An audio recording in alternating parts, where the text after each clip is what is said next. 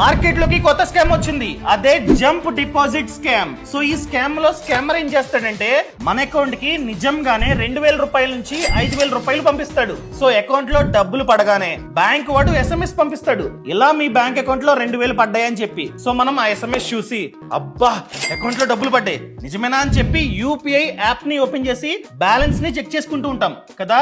దీన్నే scammer advantage గా తీసుకొని మనం యూపీఐ యాప్ ని ఓపెన్ చేసే లోపే మనకి మనీ రిక్వెస్ట్ ని పంపిస్తాడు యూపీఐ యాప్ లో. సో మనీ రిక్వెస్ట్ రాగానే మనకి నోటిఫికేషన్ వస్తుంది, ఫోన్ పే నుంచో, గూగుల్ పే నుంచో, పేటిఎం నుంచో, ఏదో ఒక యూపీఐ యాప్ నుంచి. సో నోటిఫికేషన్ రాగానే మనం ఎలాగో కంగారులో ఉన్నాం, డబ్బులు పడ్డాయా లేదా అని చెప్పి ఎలాగో ఓపెన్ చేయబోతున్నాం యూపీఐ యాప్ ని.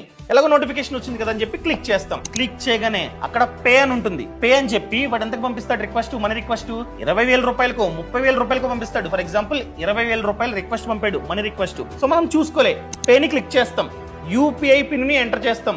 ఆ కంగారులో, ఆ సంతోషంలో పిన్ ని ఎంటర్ చేస్తే బ్యాలెన్స్ కనిపిస్తుందేమో అనుకుంటాం.